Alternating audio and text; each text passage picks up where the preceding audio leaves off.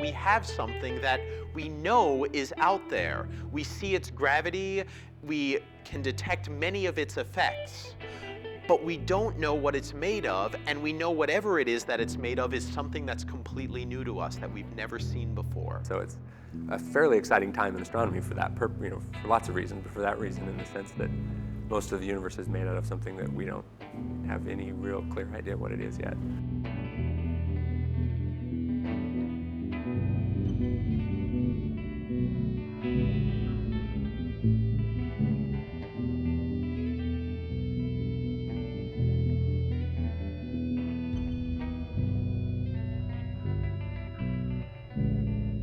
All the things we can see in the universe, all the things that we're made of, all the things that we know of with our whole history of experience in the world, turns out to be a tiny, tiny fraction of what's actually out there in the universe. I'm most mystified that if you took all the energy in the universe and added it up, the stuff that we know of, protons, neutrons, electrons, light, normal matter, is less than 5% of the total energy of the universe. The rest of it is all dark matter and dark energy.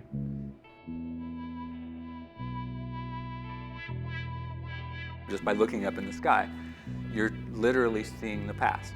Typical stars are hundreds or thousands of light years away. So that means it takes light hundreds or thousands of years to travel here. The very early universe was extremely hot and dense. So if you think about everything you can see in the Hubble Space Telescope pictures, the distant universe, smashing all of that down into like a little decimal point. So from that time, everything's been expanding. So space has been expanding and carrying material along with it. And that happened about 13.7 billion years ago. If the dark matter hadn't existed the way it did, the clumping wouldn't have occurred on the right scale, so that solar systems and galaxies and solar systems and planets that are the right conditions for life wouldn't have existed. You get this area where you have a lot of dark matter and it will pull the normal matter in. And that's where you see galaxies and stars and everything you're used to.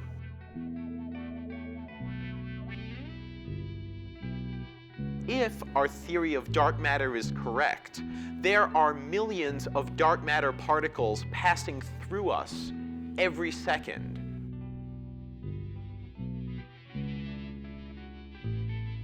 Well, not only is dark matter not threatening, it's way less threatening than even normal matter. A single atom is more dangerous to you than dark matter because dark matter only interacts gravitationally.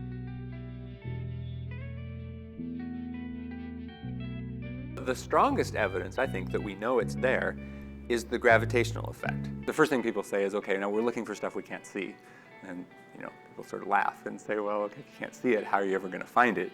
So a good analogy to use is it's a bit like if you're watching ballroom dancing or pairs figure skating or something like that, and it was completely dark, and one of the partners had a glow-in-the-dark costume on and the other one had a completely black costume on. If you watch the partner that you can see, you can get an idea about the fact that there's somebody else there because they're tugging on the one that you can see. When we look out at, say, a galaxy, there are two things we can measure about this galaxy.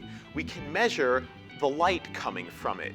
We can figure out how much gas is in there, how many stars are in there, how much normal matter is in there from looking at the light coming to us from that galaxy. So we measure light, and that tells us all about normal matter. But we also see the galaxy doing things like rotating and moving through space. And that's not just affected by normal matter, that's affected by gravity. And so what we can do is we can watch this spiral galaxy rotate, and we can figure out from the laws of gravity how much matter is in this galaxy.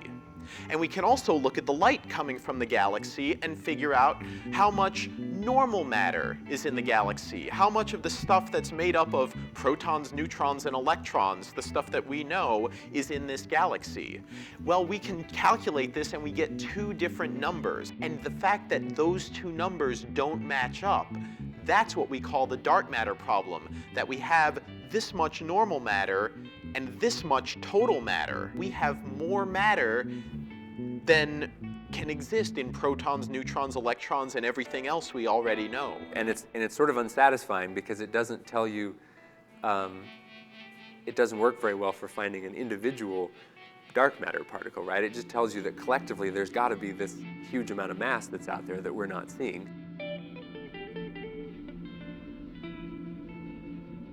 If we can't observe it directly because it doesn't emit or absorb light, we need something besides our eyes and besides our telescopes to look for it. There's an experiment where people are hoping to create dark matter in the laboratory. What they're doing is they're colliding these very high energy particles together to try to create dark matter particles.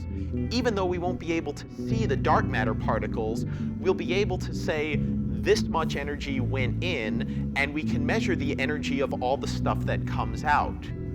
And if there's leftover stuff that we don't measure, that tells us we made dark matter. We made something that's invisible to our normal detectors. And that's what some of these balloon-borne experiments, like the one over Antarctica called ATIC, there's a possibility that these could be examples of particles annihilating each other and giving off these streams of particles.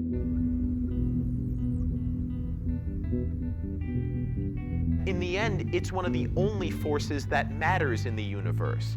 It doesn't matter if I have this incredibly weak force. If I added up all the dark matter just in our galaxy, it is over 1 trillion times as massive as our sun.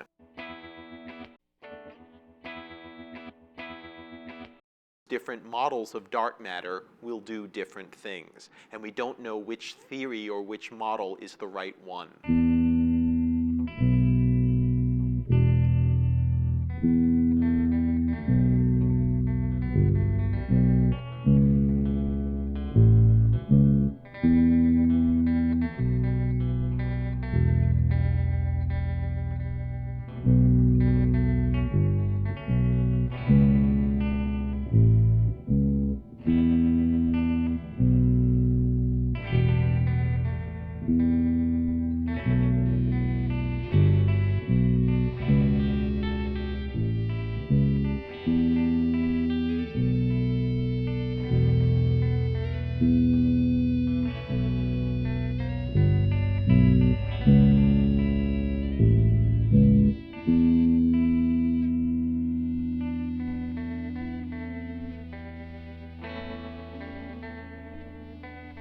And there is nothing about dark matter in the paper today.